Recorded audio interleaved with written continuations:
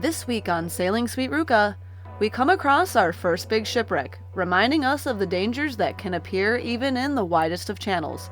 And as usual, we hoist the sails in challenging conditions, but it's a little different than the usual challenges we face. Beautiful day for sailing in Patagonia. It's off to work we go. Dun dun dun dun dun dun dun dun dun. Hi ho, hi ho, hi ho, hi ho.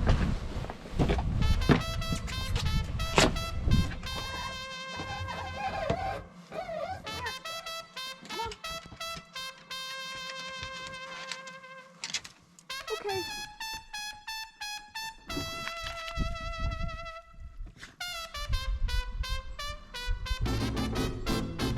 So there's like an 8-foot tide here, and it's always so funny to see like half of the beach covered in water, like grass under the water. You just pull the dinghy up onto a nice grassy surface. A lot of times there are these rocks and stones. There aren't very many sandy beaches around here, and that's okay, but it does make walking a little bit harder for Roxy when there's all these sort of rocks that are the size of her paw, and she sort of slips and slides off of them because they're all sort of mossy or covered in slime from the tall tides. So, all right, guys, we'll see you doing the shorelines and then out on the water. Here comes Roxy. Roxy!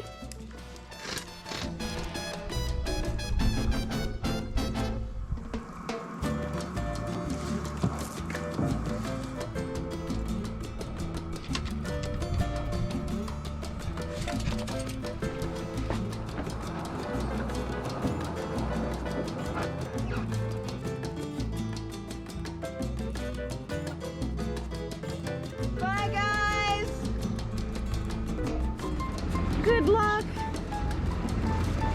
Fair winds!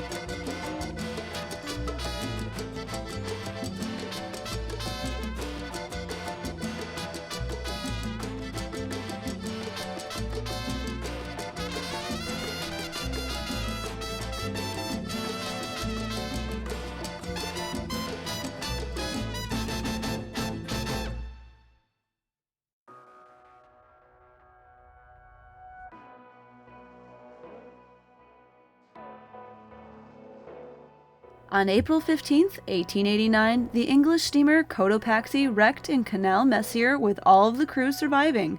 But today you can see the remains of Greek steamship Captain Leonidas that was carrying sugar from Santos, Brazil, before running aground in the same spot on April 7th, 1968.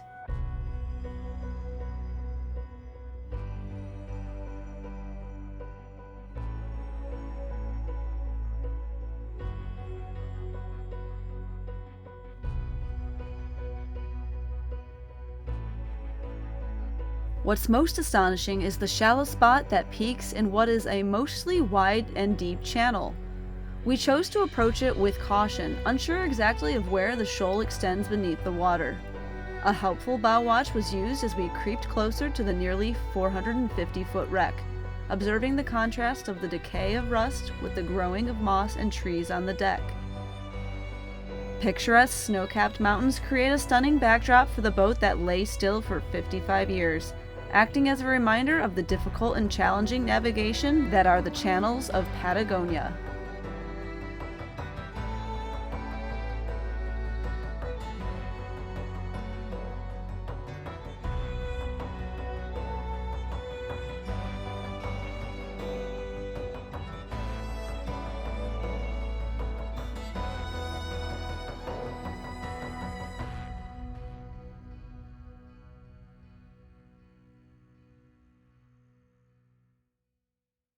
Well guys, we were gonna put up the sails, and now the wind is blowing off the little white caps. We don't mind sailing in the wind of 25 knots. And upwind in this wouldn't be too bad. It's a little bit wavy, but you know, nothing we can't handle. But with the rain and the freezing temperatures, by freezing I mean freezing, like 32 degrees Fahrenheit, 0 degrees Celsius. We're gonna wait for this little squall to go by so we don't absolutely get chilled to the bone. And then hopefully we can set the sails and sail for a little bit to our next Caleta.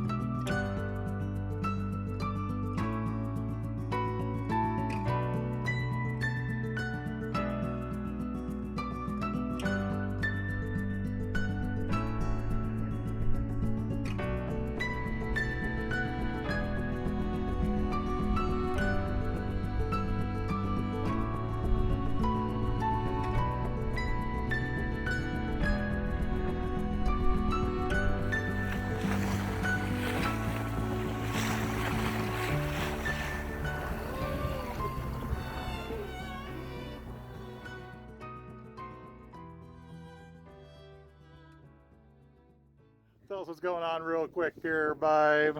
Whoa, puff on, 6 knots of breeze. We are just sailing in what's about to be a little rain squall here. And we just passed a little wreck behind us, left Puerto Eden a few days ago. And we're gonna make it up to this Caleta that's just at the edge of a glacier that we're gonna hopefully go see tomorrow.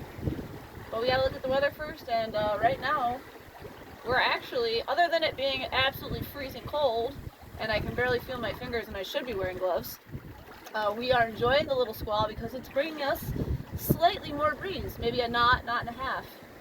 And now, we're flying along. Whew. Okay, we can't even see our anchorage up here. It's now covered in the rain. But that's where we're headed.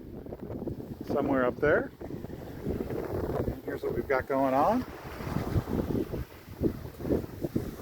Not moving really fast, but we've got our telltales flying. Check the main. Yeah, pretty close. Close enough. Good enough for government work. Hey, don't make it political. Don't make it political. Oh, the sprinkles, here they come. Rained on. Beautiful day for sailing in Patagonia.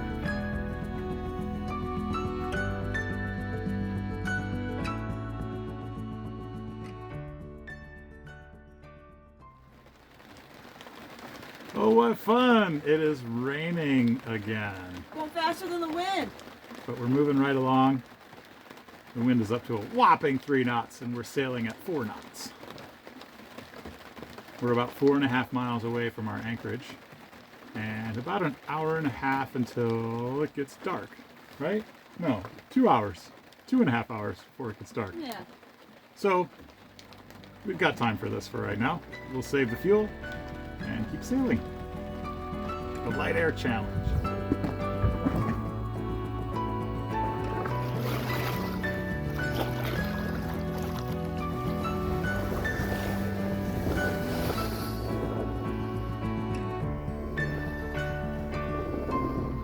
Well, guys, This is Patagonia sailing. So we just had some really nice breeze, had all the sails set, we were moving along at maybe 7 knots, and then a squall came through. Then it rained. But without any wind. And lots of wind shifts. We had to tack a bunch of times, and now we're just slatting.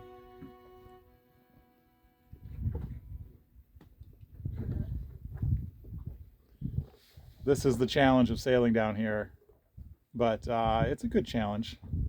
Right now we're moving along at a boat speed of about 2 knots, probably against, what's our current, Kate?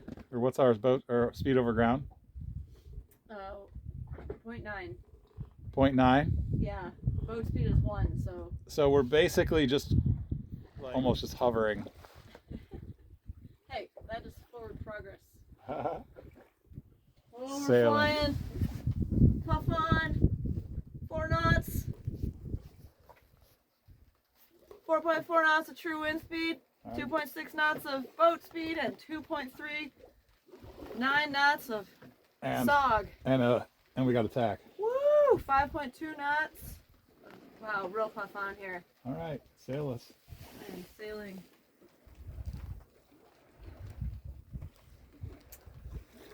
And then we'll have to tack back, huh?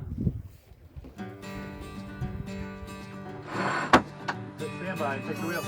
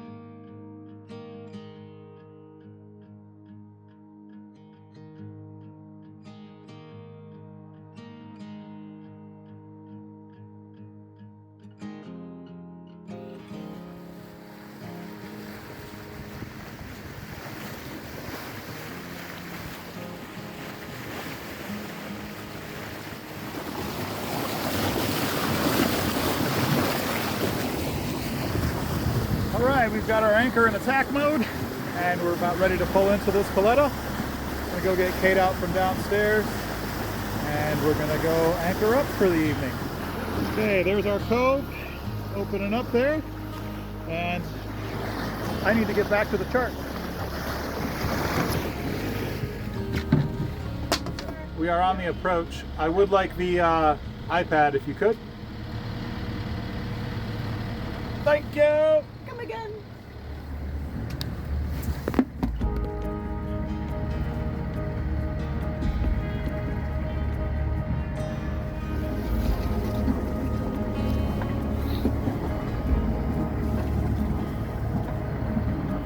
So as you guys can see, they really don't give us a whole lot here to work with on the charts.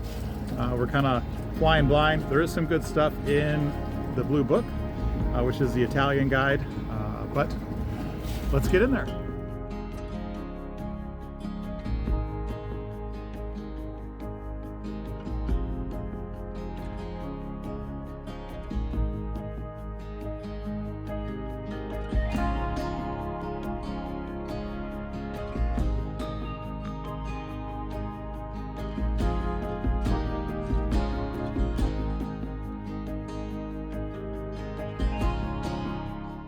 All right, we've nosed up in there and we've got our little spot that we're going to go to. So the reason we go in and forward and we check everything with the depth is because the depth sounder is in front of the keel.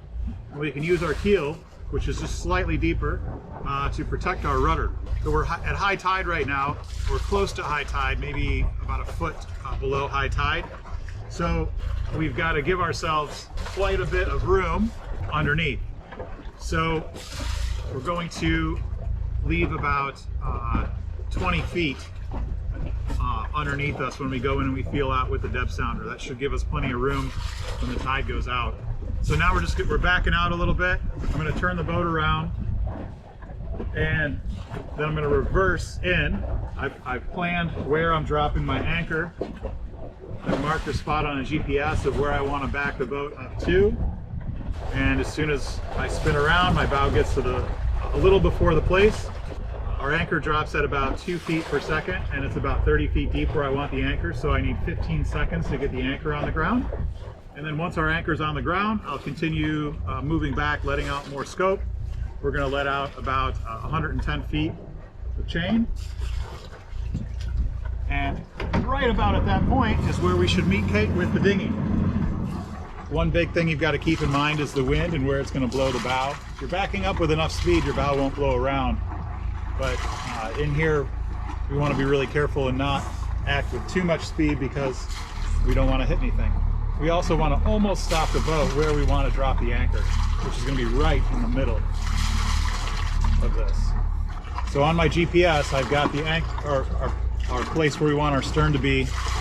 And right now we are 268 feet from it.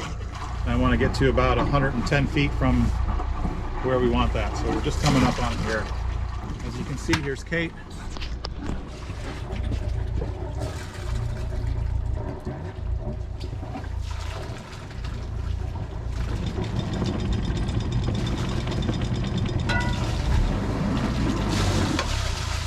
Okay, my anchor should have hit the ground. Now we're just moving back ever so slowly. Okay. I'm digging in the anchor. Kate's going to hand me the rope.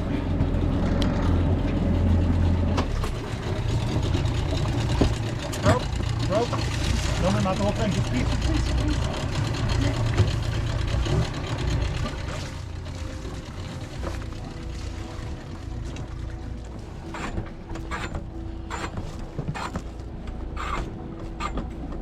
The key to this is getting 2 down at least, and at least you've got a bow and a stern, and you can't really float too far. But if it's really windy, you can see if the wind was coming this way or we had a really big gust, we'll start to get pushed this way, and you have to watch what you can swing into with your rudder. But it looks like Kate found a good tree over there. So what she's doing, guys, you can see she's pulling out some more line so she can tie her bowlines over the water at low tide. This way she doesn't have to go back onto shore.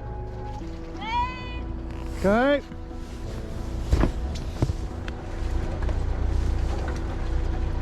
Hey, come on down, let's get a bow line on when you're ready. Very, very front.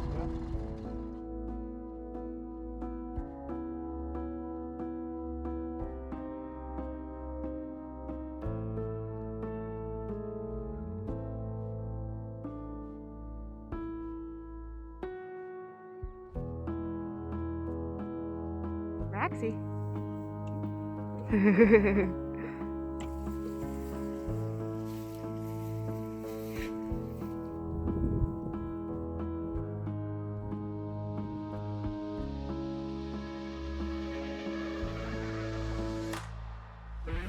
Join us next time as we sail our next big milestone of rounding the dreaded Gulf of Penas, which some say is comparable to the treacherous Cape Horn. If you enjoyed this video, please like and share, as it's the easiest way to support our channel. A special thank you to our patrons whose names you can see scrolling on the screen. Finally, don't forget to click subscribe and come along for the ride. See you next time!